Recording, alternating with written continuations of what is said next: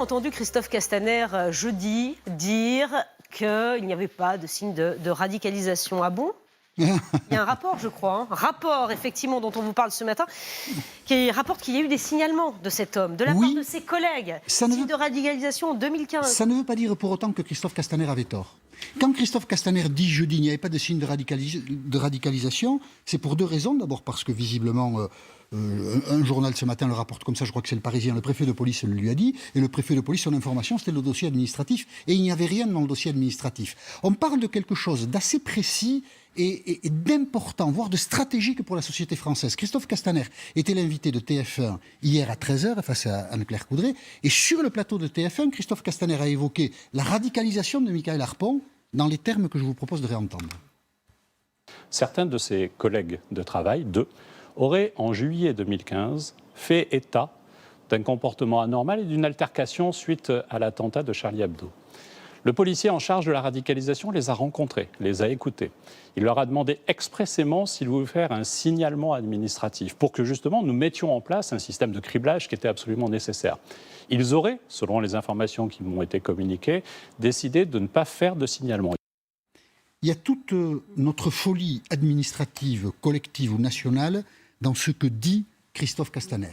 Voilà deux agents de la préfecture de police de Paris qui disent à un officier « on a un radicalisé avec nous », alors ils ne veulent pas témoigner par écrit.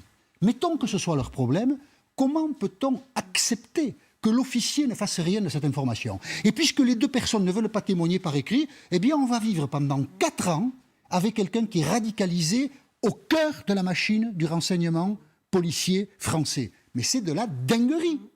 Le processus qu'il faut changer. Je ne sais pas s'il faut prendre des sanctions contre les officiers qui ont vécu avec cette information et qui n'ont rien fait. Je n'en sais rien. Ou plutôt, j'ai une idée, mais on s'en moque.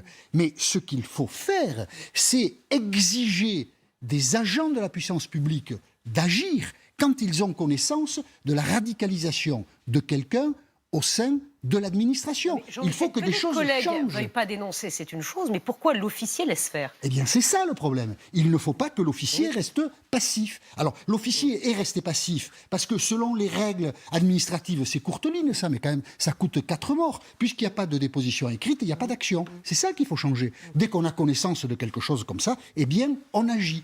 Mais quand même, on se réveille un petit peu. On a entendu il y a quelques mois, mais là, avec ce qui s'est passé à la préfecture de police, ça a beaucoup plus d'impact. Un député des Bouches-du-Rhône, Éric Diard, dire dans un rapport, c'était au mois de juin, qu'il y avait dans la police française, alors lui-même donne 2 chiffres différents, je ne sais pas pourquoi, entre 15 et 30 individus radicalisés. Mais quand on est citoyen un peu extérieur à tout ça, comment peut-on admettre que 30 policiers radicalisés soient encore dans la fonction publique? Mais s'ils sont radicalisés, si la hiérarchie est un peu enquêtée, on regarde Facebook, on voit qui ils fréquentent, mais on les vire de la police. Enfin, on va quand même pas les garder. C'est quand même de la folie tout ça. Et alors, Éric Diard, on va pas l'écouter, mais c'est la même chose sur les mosquées d'ailleurs.